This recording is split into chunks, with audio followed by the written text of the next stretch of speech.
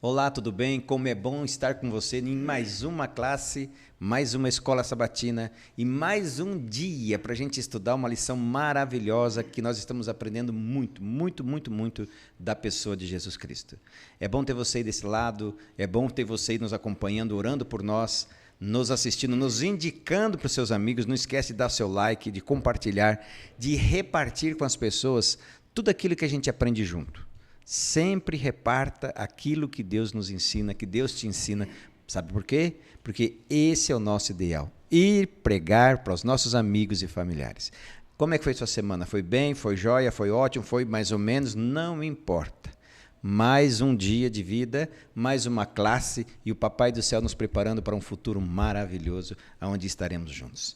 Sabe essa lição aqui que está sendo uma maravilha? Está quase acabando, já estamos na lição número 12. E olha quem chegou aqui novinho em folha. Eu vou até olhar aqui porque eu não decorei ainda. Amor e justiça de Deus. Temas fantásticos, novo designer. Aqui dentro, assim, olha, tudo novinho. Você já tem a tua? Não? Já pediu também não? Escreve aqui, Kevin, bota ali. O Kevin vai colocar ali todo o zap, você manda pra gente, quero minha lição, dá o seu endereço e a gente vai mandar gratuitamente na sua casa ou aonde você for receber essa lição maravilhosa do próximo trimestre, já 2025, para a gente compartilharmos juntos, para você já vir aqui para a nossa classe, já sabendo do assunto, e assim fica mais fácil para a gente interagir. Fechado? Então estamos aqui, temas do Evangelho de João, penúltima lição, não chora, certo que vai ter lição nova e nós vamos ter mais uma lição ainda, tá bom?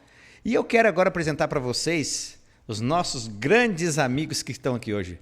Como é que estão? Hoje nós estamos de pastores. É isso aí. Obrigado pelo convite. Vai estar abençoado demais hoje aqui, né, Kevin? Hoje tem bênção demais aqui. A bênção é um dom de Deus. Lá vem o Fiuza. Mas olha, muito obrigado por vocês terem vindo. Eu sei da correria de vocês, certo? É muito bom tê-los aqui, tá bom?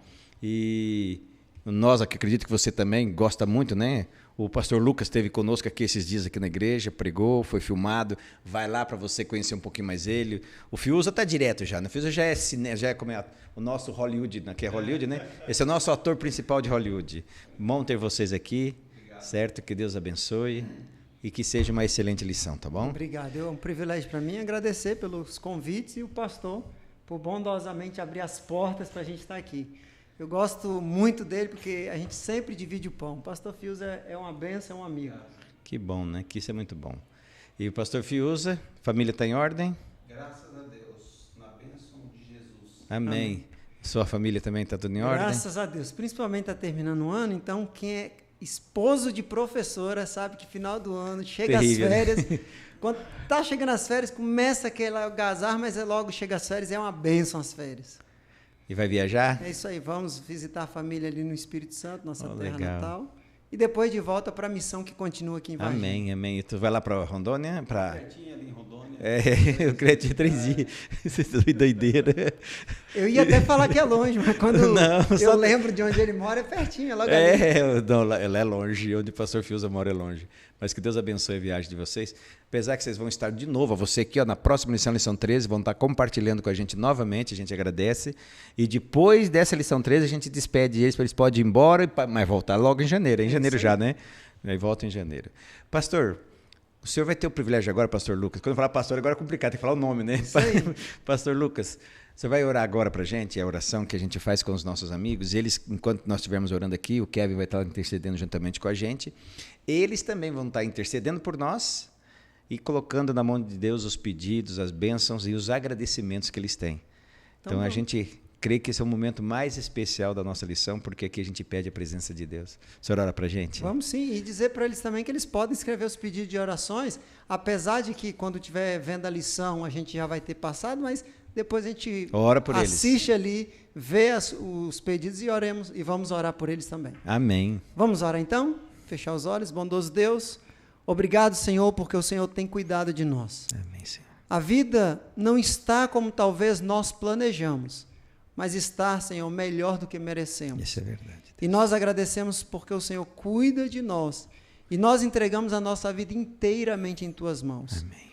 Ainda quando nós não compreendermos o que está acontecendo, nos dê a fé de crer que o Senhor está na direção da nossa vida. Amém. Que cada um que está ouvindo esta oração possa estar sendo abençoado, não porque quem está fazendo é diferente, mas porque o Deus que nós conhecemos é o Deus da bênção. Abençoe nós que estamos aqui participando, nos dê, Senhor Deus, a iluminação do conhecimento que o Senhor deu revelado aos profetas, em especial aqui no livro de João, deu revelação a João, para que nós possamos, através do Teu Espírito Santo, dialogar este assunto que é tão importante para o dia de hoje, como foi para aquele dia, em nome de Jesus. Amém. Amém. Na lição 9, teve uma frase, eu peguei de um autor, que eu deixei o papelzinho aqui dentro, tem algum canto aqui, mas a frase é mais ou menos assim.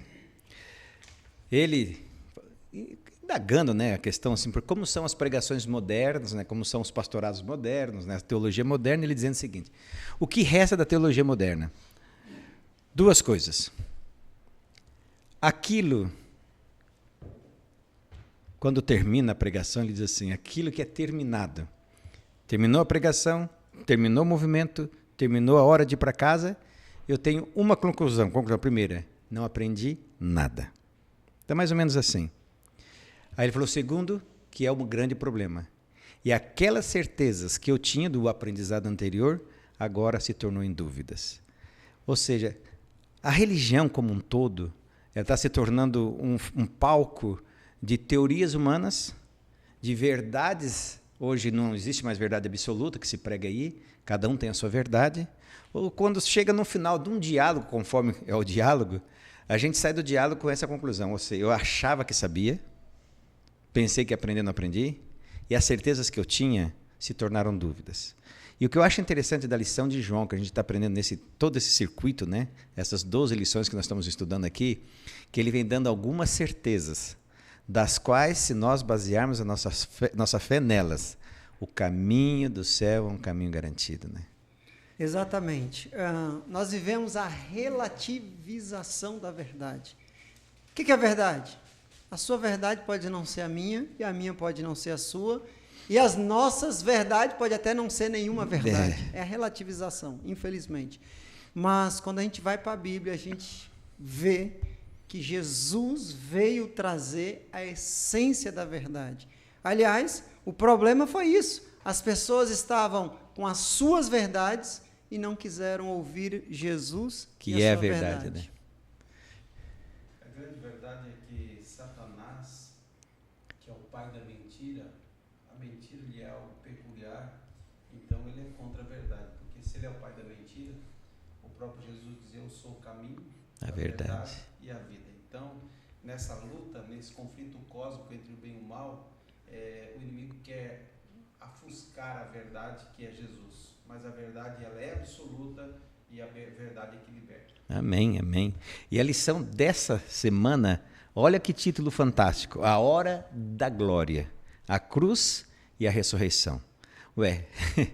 Paulo fala, né? Aquilo que era vergonha se tornou a nossa glória, né? Exatamente. Como é que pode, né? Um momento sombrio se tornar a alegria do cristão. Foi uma dicotomia que ele usou, pesos diferentes, mas para mostrar como é que pode a vergonha se tornar a glória. Como pode aquilo que era mais horrendo, mais horrível para o seu tempo, agora ser a glória? É porque a loucura para os homens é sabedoria para Deus, e a sabedoria para os homens é loucura para Deus. Interessante que a cruz foi muito importante. Mas a cruz, se não houvesse ressurreição, seria mais uma morte. Aliás, eu até, quando estava estudando isso aqui, veio uma pergunta para mim. Quando fomos salvos? Pela cruz ou pela ressurreição? Grande. Não é uma pergunta que nós temos que parar, porque se Jesus tivesse cometido algum pecado, ele teria morrido. Mas ele não teria ressuscitado. Nós temos que ter a plena certeza que a morte de Jesus é importante, é necessária, foi profetizada, mas é na ressurreição de Cristo que nós comemoramos. O próprio apóstolo Paulo fala, né? Nós vamos ressuscitar por quê? Porque ele ressuscitou. Ele é a primícia, tá? Em 1 Coríntios, capítulo 15, que nós vamos ver um pouco mais para frente. Até porque sem a morte não teria ressurreição, né? Exatamente. Então É um complemento, né? Mas morrer todos... Vão morrer. Poderia morrer. Aqui eu estou falando da morte eterna. Todos poderiam morrer. Aliás, deveria morrer. Mas ressuscitar, só ele. E ele mesmo falou, eu dou a minha vida e torno a trazê-la de volta. Ou seja, a ressurreição é o marco da salvação nossa como cristãos. É o fio ou é o ponto central de todo o plano da salvação, é a ressurreição de Cristo. Amém. E o verso para memorizar é: Pilatos perguntou, então, você é rei? Jesus respondeu, o Senhor está dizendo que sou rei.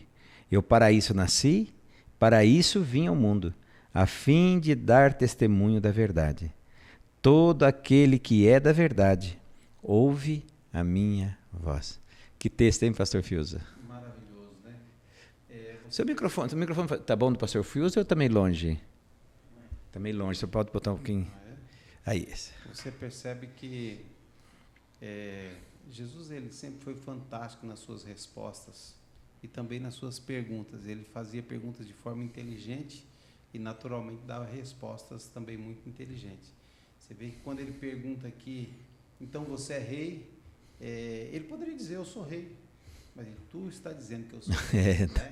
Porque na verdade os líderes religiosos, os judeus, eles queriam exatamente condená-los. E embora já estava no momento ali, no ápice, né, do momento final do seu ministério, onde seria executado, mas ele pega as próprias palavras de Pilatos, né, para poder dar uma lição extraordinária. Na verdade, Pilatos ele estava reconhecendo mesmo, né, que Jesus era o próprio rei. E, infelizmente, ele não teve coragem para assumir. Agora, uma coisa que a lição ela deixa também assim para a gente, a própria Bíblia, né? A pergunta mais importante a ser feita, Pilatos fez. Eu acredito que muitos de nós, você que está aí, a gente tem a pergunta mais importante. Só que Pilatos também cometeu muitos erros que a gente comete hoje, que é de fazer a pergunta, mas não ter tempo para resposta. A pergunta que você se refere é o que é a verdade? Veja, no exemplo anterior ele perguntou, tu és o rei, e esperou a resposta. E Jesus disse assim, tu dizes para cumprir aquilo que eu nasci. Olha só, Jesus até diz assim, está cumprindo a profecia, eu nasci para isso, mas tu está dizendo. E agora ele vem com a segunda pergunta, o que é a verdade? Na verdade, Pilatos fez várias outras perguntas, até na hora de crucificar Jesus, ele falou, que farei eu com Jesus? Teve um programa aqui há um tempo atrás, e eu lembro que eu fui preparar a mensagem, e eu me deparei nessa pergunta, o que farei com Jesus? Pilatos tinha muitas perguntas, só que nesta ao qual ele pergunta, o que farei com Jesus? Ele já não tinha como ter a resposta, mas aqui ele tinha, só que o preconceito, talvez por ele ter sido interpelado na pergunta anterior, com a sua própria pergunta e não ter tido a resposta, ele não deu tempo para Jesus. Que pena. Como seria, talvez, diferente para Pilatos se ele tivesse ouvido, ou tivesse ouvido do próprio Jesus a essência da verdade, o que é a verdade? Quando eu não sei se eu estou errado, agora me ajuda aí, pastor Fiuza. Quando eu leio esse texto, eu fico perguntando assim, será que foi uma pergunta, aquela que a gente retórica? faz... porque me parece que foi uma pergunta feita sem interesse. A pergunta era importante. Sim. Mas parece que ela foi feita de uma forma tão corriqueira, que de costume, de tribunal, que para ele já tinha a verdade dele. Ele não precisava, ou eu estou errado? Eu creio que Pilatos ele estava assim numa encruzilhada, né? Poderíamos dizer assim. Ele percebeu que o mestre tinha algo diferente, ele entendeu isso, né? A própria esposa advertiu Pilatos a respeito de que ele não deveria tocar naquele inocente, quer dizer, ele chegou ali meio bombardeado mesmo com a situação. Porém, ele percebeu que ele tinha uma verdade diferenciada que poderia ensiná-lo, mas ele também, por outro lado, ele não se desvencilhou da multidão, das glórias desse mundo, que esse mundo poderia oferecer, e eu acho que essa é uma das grandes lições dessa parte aqui para nós, né? Então, assim, o grande problema nosso é desvencilhar das glórias desse mundo, mas Ellen G. White ela comenta que ele não foi inocente, porque Jesus, ao tentar dar a resposta que ele não quis, o Senhor deixou claro para ele, o meu reino não é desse mundo. Então ele entendeu perfeitamente que o Senhor estava falando de um reino superior, de um reino eterno, e que Pilatos ele deveria agarrar aquela oportunidade. Eu me lembro de uma semana de oração, quando eu era ainda garoto, que o pastor repetia várias vezes, ele falou bastante sobre Pilatos, sobre a morte de Jesus, ele dizia assim, desgraçadamente Pôncio Pilatos tomou uma péssima decisão. E ele repetia isso várias vezes, aqui ficou gravado na minha mente, eu era um aluno de 2º grau ainda, lá no IAP, ele repetiu várias vezes, é verdade, né? Desgraçadamente ele tomou uma péssima decisão. Quis saber, eu acho que ele teve uma curiosidade a respeito da verdade, eu entendo que ele entendeu que o mestre tinha algo realmente maior do que ele conhecia, mas não teve coragem de desvencilhar das coisas do mundo, e isso acontece com muitos de nós. Eu vejo assim, eu já dei vários estudos bíblicos, vocês também, para pessoas que tinham interesse de conhecer a verdade. Uhum. Quando chegava nas últimas lições, onde a gente começa assim, agora é a sua decisão. Parece que, assim como Pilatos, né? A pessoa vira as costas, não, eu já aprendi o que eu queria, a curiosidade já foi satisfeita. É muito bonita a mensagem, mas não é para mim. Interessante, quando a gente lê a Bíblia, a gente precisa se colocar no personagem. Eu vou dar um exemplo. A pessoa que tem posses, ela precisa ver as lições de algumas pessoas que tiveram posses e foram até Jesus. O jovem rico e, ao mesmo tempo, o coletor de impostos. 2 ricos. Quais foram as suas reações? Foram diferentes, porque um deixou a mensagem entrar e o outro desvencilhou. No caso de Pilatos, como um político, ele deu mais ouvido à multidão, porque o político ele está baseado a sua popularidade ou não no que a multidão diz e quer. Sim, sim. E, infelizmente, eu estava lendo um livro recentemente falando sobre isso, Pilatos deixou o seu ato político ser mais alto do que a verdade que ele sabia. A mulher havia alertada, ele tinha visto, mas e a popularidade dele? O ponto-chave foi, nós só temos um rei. E quando falaram só temos um rei, aí mexeu com o brio dele. Aí mexeu com o ego dele e falou, realmente, eu preciso tomar uma decisão não pela verdade, mas pelo que é conveniente. A palavra é essa. Muitas das vezes, a conveniência é contra a verdade. Se a conveniência estiver de acordo com a verdade, é fácil, né? Não é problema. Mas e quando tiver o contrário? Muitos estão decidindo a conveniência. E no caso aqui, um político decidiu a conveniência da popularidade. Os judeus eles estavam dominados pelo inimigo, né? Esta era a grande realidade. Você vê que eles estavam dominados sob o jugo romano, que mais eles queriam era um rei que livrasse do jugo romano, e naqueles momentos eles aclamavam a César. Entende? Não é? Que situação queria complicada. Liberdade de César e agora puxando sardinha para César. Na verdade, quando a pessoa está dominada pelo inimigo, ela é capaz de fazer coisas absurdas. Fica sério. E foi exatamente o que eles fizeram, coisas absurdas, né? E aí Pilatos fica naquela situação, agora eu vou contra César, e eles sabiam, os líderes religiosos sabiam da importância da popularidade para ele, por isso que ele instigava o povo para poder, né? Gritarem. E o mais interessante é que quando a gente vai para a lição de segunda-feira, a gente já vê ele com uma decisão tomada. Tanto que o título da lição é Eis o Homem. Quer dizer, o que eu queria com ele, estou satisfeito, agora vamos decidir, né, o meu destino em Roma. Mais ou menos isso. Eis aí o homem. A questão é a seguinte... A primeira pergunta que eu quero fazer para vocês, porque eu não entendo nada de jurisdição e da Bíblia, e vocês que entendem tudo, se Pilatos quisesse, ele poderia soltar Jesus? Veja, Roma era muito perspicaz na sua forma de governar. Roma, não somente com judeus, permitia que as nações avassaladas ou dominadas tivessem a sua própria religião, desde que não trouxesse algazarras para a situação e trouxesse problema para Roma. Enquanto os judeus fossem judeus e não trouxesse problema, está tudo certo. Só que com Jesus, os próprios líderes, como o pastor Filza falou, usou a política, usou a popularidade para tornar um sistema e um momento muito complicado para Pilatos. Ele poderia? Poderia. Poder ele tinha. Tinha poder, tinha autoridade, mas à custa de quê? Aí que está o problema. Ele não quis pagar o preço. Imagina só, chegar no ouvido de César, que ele soltou um homem que se diz rei, que poderia tomar os judeus de Roma, e que ele não fez nada. Então, ele sofreria causas. Então, respondendo a sua pergunta, teria? Teria. Porém, à custa de quê? Qual o preço que ele pensou que poderia pagar e não estava disposto a pagar? Pastor, olha o que desejar de todas as nações, página 587, ele fala a respeito disso, falando de Pilatos, diz assim, se tivesse colocado em prática as suas convicções, então ele estava convicto de que ele realmente era o Filho de Deus, sobre o que é correto, porque ele estava sabendo que era correto, ele tinha percebido que ele era diferente, ele viu que aquele homem era justo realmente, os judeus não teriam ousado controlar a sua conduta. Então, quer dizer, como o pastor falou, ele teria feito. Cristo teria sido morto, mas ele não teria culpa disso. Então, assim, é claro que ele iria morrer. Ele veio como uma oferta para se entregar pelo sacrifício, dando sua vida pela humanidade.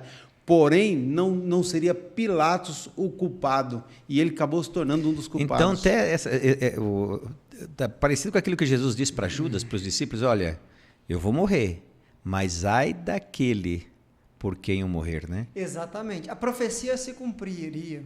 De qualquer forma. De qualquer forma, mas como seria que se cumpriria, nós não sabemos, porque nós não temos essa visão clara, mas se cumpriria, mas aquele que colaborou, ai dele. Eu costumo dizer o seguinte, a profecia para o nosso tempo hoje também, todas elas vão se cumprir. A igreja tem joio e tem trigo, a pergunta é qual dos dois eu sou? A profecia vai se cumprir. A igreja, ela é morna, não é nem fria nem quente. Mas o morno vem de onde? Mistura do frio e do quente. Qual que eu vou ser? Então, perceba que Jesus iria morrer, a morte vicária era necessária, mas Pilatos não precisava ser culpado. Agora, uma coisa interessante. Ele, conhecendo a verdade, sabendo o poder que tinha, qual artimanha que ele tentou usar para livrar Jesus? Na Páscoa havia uma cultura, né? Aliás, uma cultura de Roma para politicamente agradar os judeus. Olha só como é que a política é importante. Na Páscoa, eles soltavam um prisioneiro, um condenado, porque justamente os judeus tinham essa cultura do jubileu, de 50 em 50 anos perdoar, e aí Roma, para favorecer os judeus, para dizer assim, tá vendo? Nós estamos respeitando a sua cultura, fazia isso. Aí ele lembrou dessa ocasião, dessa oportunidade, e tentou usar, porque ele sabia que Jesus era inocente. Ele falou, eu já sei, eu vou por esse caminho e vou conseguir. Só que... E se lascou. Exatamente. Agora, não é as trocas que a gente faz? A gente quer tirar o peso da nossa consciência, das coisas que a gente tem que fazer. Dá jeitinho. Meu pai, vou dar um jeitinho, vou dar uma ajudinha para Deus. Espera aí. Mais ou menos isso, Pilatos falou assim, eu vou dar um jeitinho para Deus, vou dar uma ajuda.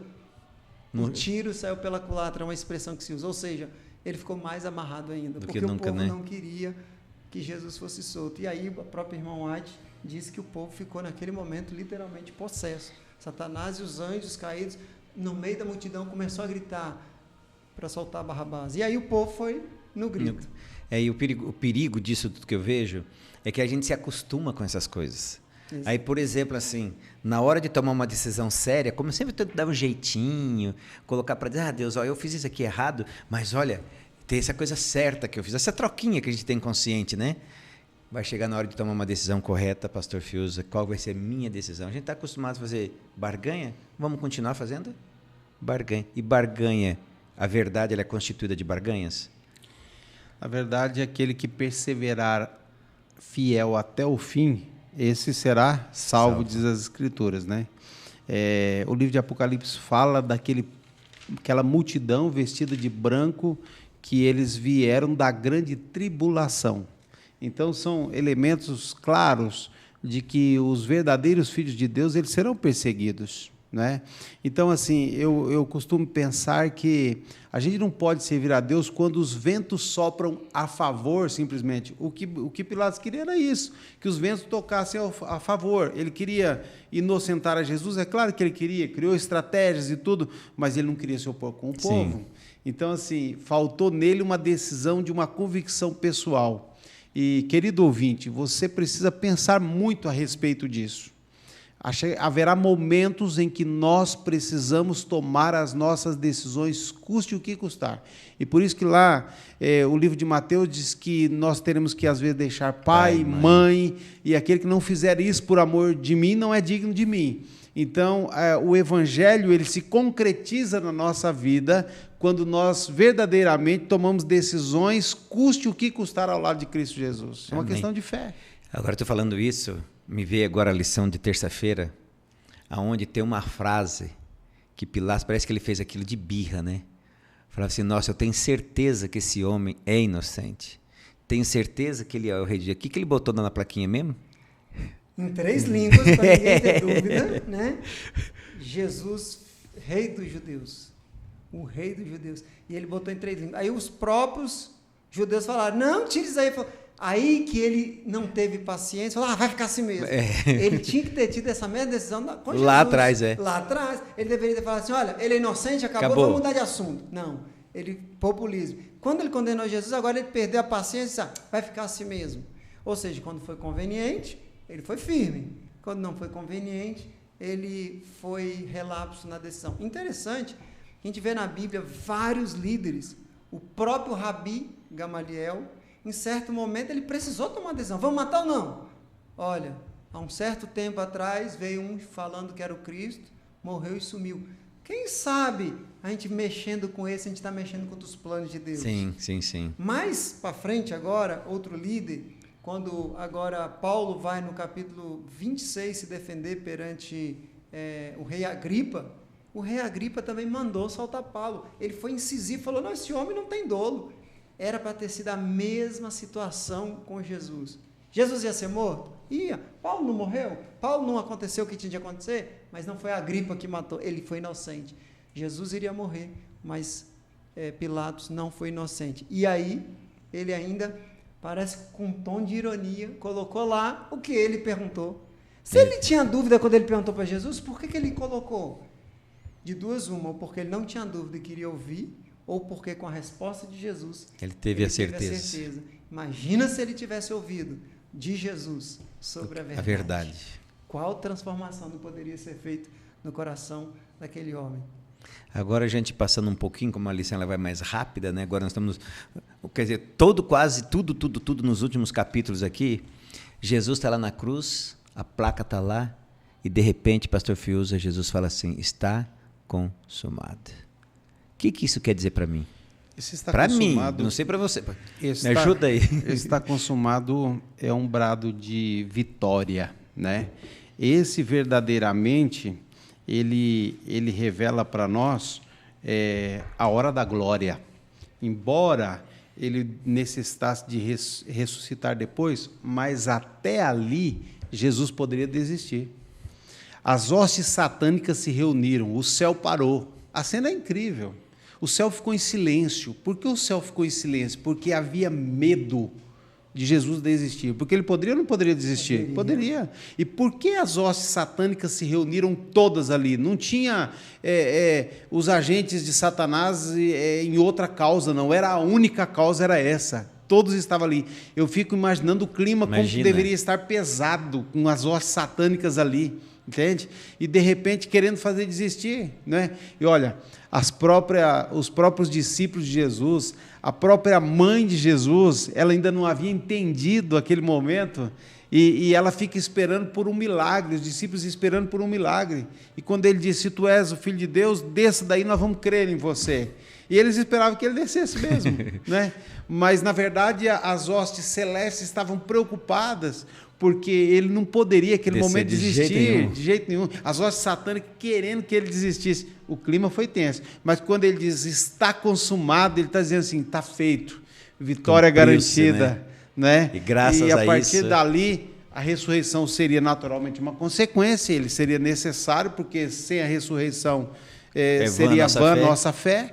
Porém, aquele momento é o momento do brado de vitória. Ali, a cabeça da serpente foi esmagada. Está lá em Gênesis. Gênesis capítulo 3:15, ali se cumpre a primeira profecia e nós já temos a certeza da vitória garantida.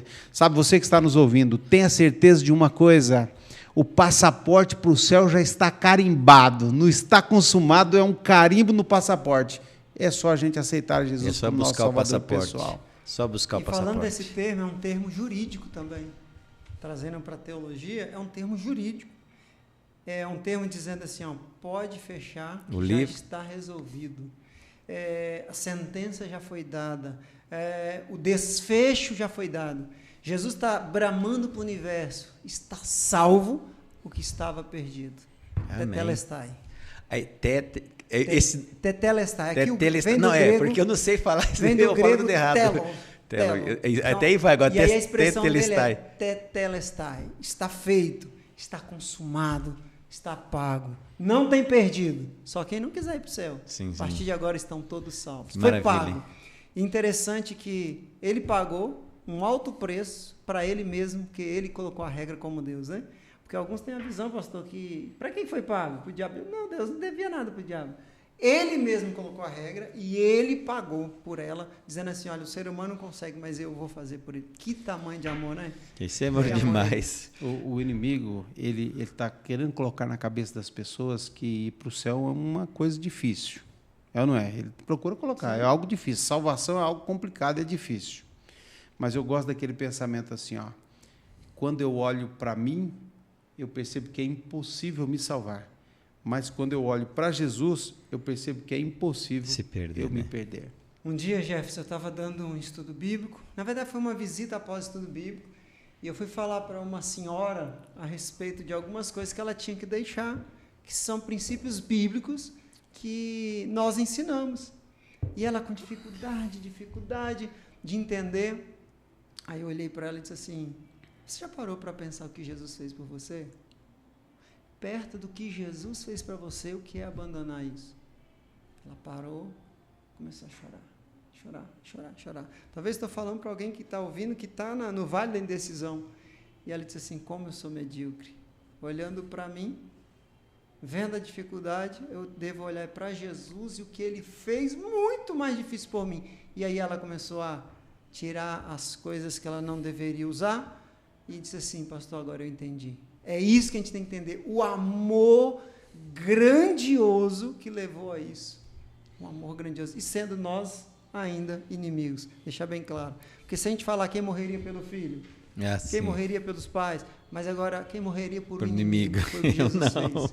Jesus fez por nós ainda sendo pecadores e inimigos da graça. É forte, né? É forte, é profundo. Que amor é esse? Né? Por isso que Jesus falou, está feito, está salvo, está amado. E o mais interessante, né? Fez, falou, está feito, morreu e foi levado para um túmulo. Quer dizer, é o que nós já falamos antes, né? Só complementando. Se terminasse ali a nossa história, seria uma história incompleta. Interessante, Jefferson, até umas crenças que se tem por aí, de que a pessoa morre e vai para o céu, né? Assim. E aí usam até Lucas 23, dizendo que ele prometeu para o ladrão, dizendo assim, em verdade estarás comigo no paraíso, né? Hoje, né? Hoje, ou né? estarás comigo hoje no paraíso. Olha que interessante. O próprio Jesus passou quanto tempo aqui? 3 dias incompleto, 1 dia completo, que foi parte da sexta, parte do domingo e o sábado inteiro, 24 horas. Como é que ele ia prometer para aquele ladrão estar no céu no mesmo dia se ele ficou aqui? Se ele próprio não foi. Ah, mas ele foi em espírito. Não, quando morre, fica morto e Jesus... Tanto que para Maria Madalena ele diz, opa, não me toque. Que eu ainda não fui para o meu pai. Eu ainda preciso apresentar. Por que eu estou falando isso? Porque a gente precisa acreditar na Bíblia do jeito que ela é, de Gênesis a Apocalipse. Se tiver dúvida, a própria Bíblia responde. Tem que tirar a dúvida, porque ela nos responde, exatamente. E aí, quando Jesus morreu, estava feito, porém incompleto. E aí, então, a ressurreição veio dar seguimento, mas ainda não completar, viu? Porque a ressurreição também não foi o término do plano da salvação. Até nos acusam dizendo que nós achamos que a cruz não é suficiente. Entenda, a cruz é suficiente, total para a nossa salvação, mas ela inclui etapas. Aí sim que que a gente fala que está incompleta. Começou no céu, passou pela cruz, passou pela ressurreição e continua onde? No céu. Então a morte não completou e a ressurreição foi uma continuação que ainda está para se completar. Quando que vai completar a salvação? Quando ele vir buscar. Na Enquanto volta. ele não te buscar, É incompleto. enquanto ele não Ainda buscar, é incompleto. ainda é incompleto. E aí as pessoas confundem de incompleto para insuficiente. Não, foi suficiente, mas ainda está incompleto. Tanto é que foi suficiente, porque como Jesus ele tinha a sua peculiaridade da sua natureza, ele era 100% homem e 100% Deus. O que ele nunca fez foi usar a sua divindade em benefício próprio. Então, até a cruz, por isso ela é suficiente, porque até a cruz ele poderia desistir. Mas da cruz em diante não né? tinha mais desistência. Então, a partir dali, é um ciclo que ele vem se cumprindo automaticamente, poderíamos dizer assim, porque a partir do momento que ele diz está consumado, então ali não tinha mais perigo do processo ser interrompido. Até ali o processo poderia ser interrompido, mas a partir dali não tem mais perigo do processo ser interrompido. É só uma questão agora de tempo e as coisas irem acontecendo, a ressurreição, a volta de Jesus, né? Exatamente. Tá. Agora você vai ter que me responder uma coisa aqui. Sempre que eu lia a questão da ressurreição de Jesus, me chamava a atenção, e a lição trouxe aqui, depois da pergunta 6, certo? João viu que o lenço que cobria o rosto de Jesus estava dobrado. Por que esse fato é importante? Por que foi relatado desse jeito? Eu nunca pensei... Fala sério, você que está aí, ó. Por isso que eu falo, ainda bem que eu trago bons professores, porque eu tenho ótimas dúvidas. Então, vocês se virem aí. Por quê? Eu achei a forma com que a lição trouxe muito bacana. Vocês podem me explicar de forma melhor, né? O que é ali, ó, a questão do João ir lá, ver as coisas dobradinhas, bonitinhas. O que isso deu a certeza nele? 3 possibilidades do corpo de Jesus não estar ali. Primeira, que veio ladrões. Segunda, os próprios discípulos sumiram para dizer que ele ressuscitou. Então não foi ladrão, mas foi o próprio corpo, que seria depois a igreja primitiva cristã. E terceira, a ressurreição. Não faz sentido nenhum um ladrão vir roubar um corpo cadavérico que já está em decomposição, não tinha bens ali, e ainda dobrar os lençóis. É a mesma coisa que alguém ir na sua casa, roubar a TV e limpar a sujeira que limpar a sujeira que você deixou. Não faz sentido. Ou os discípulos se preocuparem em levar o corpo de Jesus e dobrar, não faz sentido. E cheio de soldado perto. Exatamente. O pavor do ato não deixa a organização ser tão clara. Talvez em filme parece que isso acontece, nossa, muito, mas na prática, o pavor, o medo, a adrenalina do momento do crime, tanto do ladrão quanto do povo. Se fosse os cristãos também era um crime, porque tinha sido selado ali e colocado os soldados. Seria um crime, não teria tanto zelo em dobrar. O dobrar foi alguma coisa paciente, tranquila, proposital e deixando uma marca de organização. Eu nunca tinha pensado nisso. Quando a lição chamou essa atenção, eu falei, minha nossa. Eu estou fazendo um cursinho lá, uma pós-graduação, lá no NASP, e eles assim, não é aquela de vocês, teólogo, tal. Então, ele fala no início, é uma graduação mais objetiva, e eu vou falar para você assim, quanta coisa a gente aprende. Fala, minha, isso estava na Bíblia? Interessante vendo isso, interessante, né? Muito interessante. Agora, outra coisa, já finalizando a parte de quinta-feira, uma outra ação ali de Jesus e uma reação bacana é o encontro de Jesus e Maria, né? Que encontro bonito, hein? Pessoa desesperada, sem norte, a gente costuma dizer sem eira e sem beira, não sei se vocês falam isso daí. E a Maria confusa, né? Porque quando ela olha para Jesus, ela não reconheceu Jesus de cara, ele pensou que ele era o jardineiro, isso, né? Ela tinha achado que Jesus tinha sido roubado. Ela diz. Tanto que ela não olhou, que nem João olhou lá dentro, né? Não, ela nem percebeu nos detalhes. Então, assim, como nós somos difíceis, né? É muito fácil olhar para Maria e dizer assim, poxa, mas Jesus não avisou. Não foi só Maria, foi os discípulos, a própria mãe de Jesus, eles não compreenderam aquele momento, né? E nós temos mais motivos ainda para compreender algumas coisas, porque nós temos toda uma história, tudo que já aconteceu, e mesmo assim nós duvidamos muitas vezes, é ou não é? E infelizmente, isso é coisa do ser humano. Mas por isso que Jesus precisou ficar um tempinho a mais para poder deixar claro para eles de tudo que havia acontecido. Aí ele foi lá, ele tirou a curiosidade do Tomé, né? Aquele que não só acreditava se visse. Interessante, quando que Maria entendeu? Quando É Jesus chamou ela pelo pelo nome. Assim. Olha que detalhe fantástico. Maria. Jesus falou, Maria. E assim, não foi nem o nome Maria, foi o timbre jeito, de né? voz, o jeito. Eu não sei se vocês recordam, mas os discípulos a caminho de Emaús, a história foi a mesma. Nós nos sentimos nosso coração ardendo. Eles viram o jeito de Jesus repartir o pão, falou, é ele. Então, são as características de Jesus com ela, talvez o tom suave da voz, talvez a forma que ele falou, e ela falou, é ele. De fato é Jesus, e ele ressuscitou. E aí, eu já vi uma pergunta, por que Jesus não permitiu ela tocar e permitiu Tomé? E aí eu já vi alguns falando do movimento feminista, porque ela era mulher. Olha que besteira, né?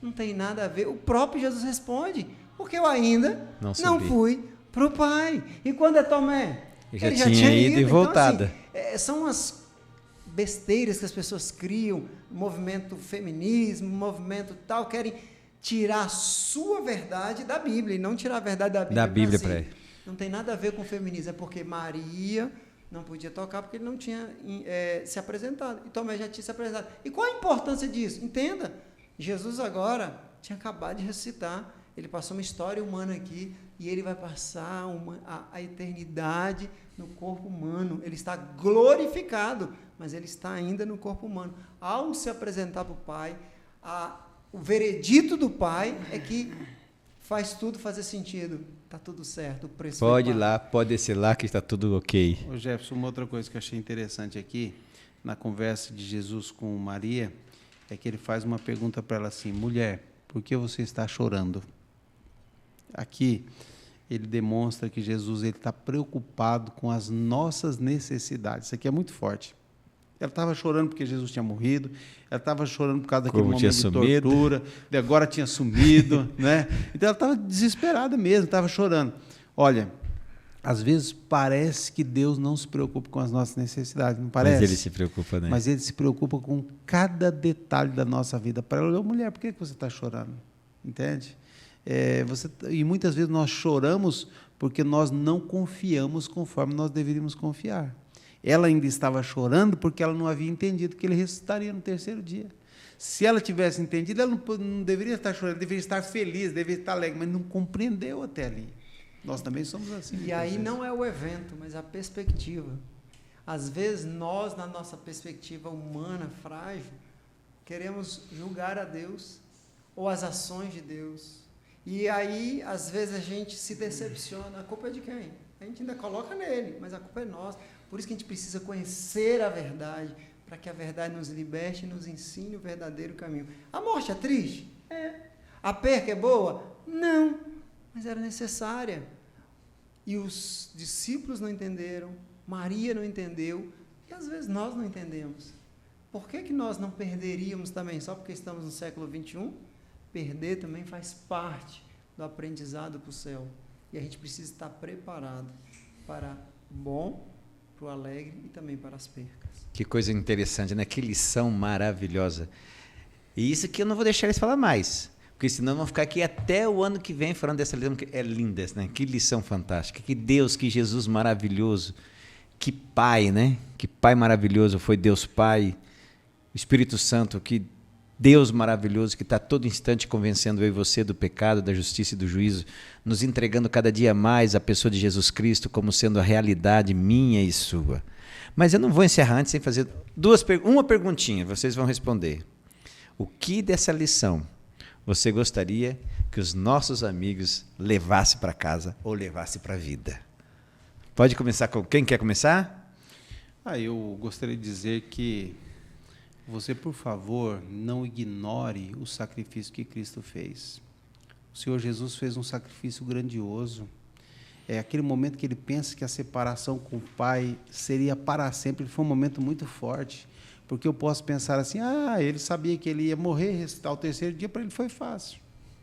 Mas não. Chegou um momento, meu Deus, por que me desamparaste? Mas mesmo assim ele não desistiu de nós. O nosso papel agora é aceitar o grande sacrifício, a morte de Cristo e o plano da salvação. E não desistir dele, né, pastor? Por favor, não perca essa oportunidade. Amém, amém. E para mim foi compreender que Jesus ressuscitou e porque Ele ressuscitou, nós vamos ressuscitar. 1 Coríntios, como eu falei aquela hora, 15, 14, 17 e 20, é bem claro. Ele já ressuscitou, é a garantia que nós, se passarmos pela morte, os nossos queridos, há de ressuscitar. Amém.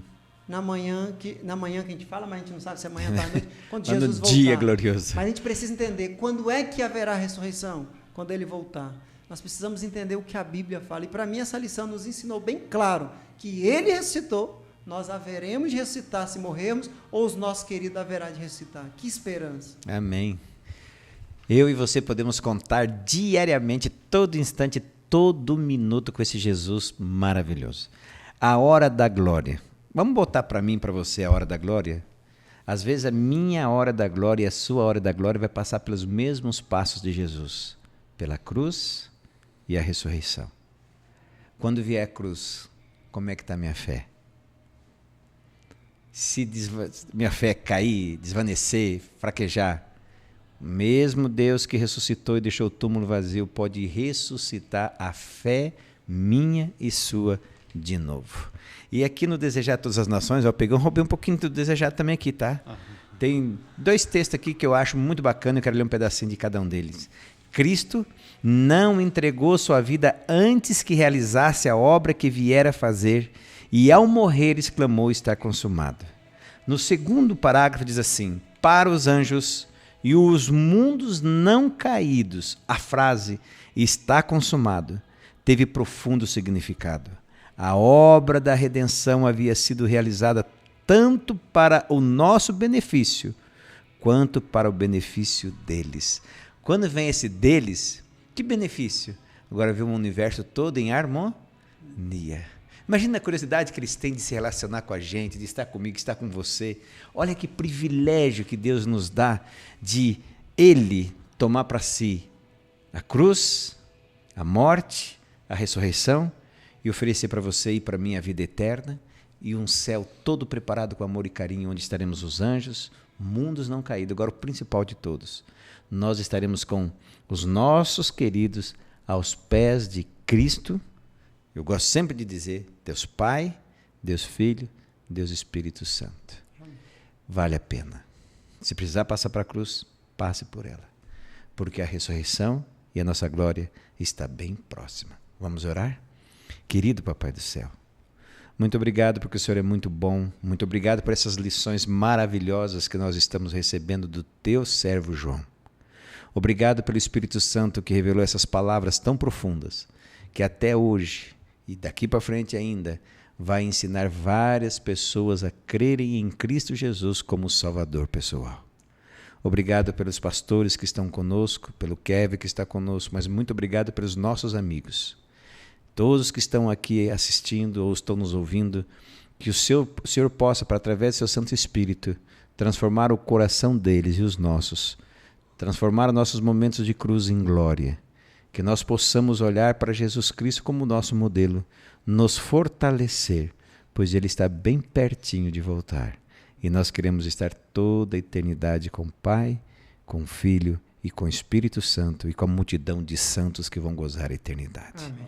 Dá-nos essa bênção, dá-nos fé e dá-nos perdão. Por Jesus Cristo nós pedimos e agradecemos. Amém. Lição maravilhosa, mais uma lição, vai ser a última lição, a próxima. Então assim, esteja aí pontualmente nesse canal, nesse mesmo horário, curtindo essa classe maravilhosa nossa. Mas você não pode se esquecer de pedir essa nova lição, que essa aqui demora um pouquinho para chegar, vai uma semana, às vezes 2. Então peça a sua lição para que a gente mande gratuitamente ela para você. Agora, o que você tem que lembrar sempre, sempre, sempre? Que nem só de pão viverá o homem, mas de toda palavra que sai ou procede da boca de Deus. Que Deus te abençoe, tenha uma excelente semana e até a próxima classe. Um abraço.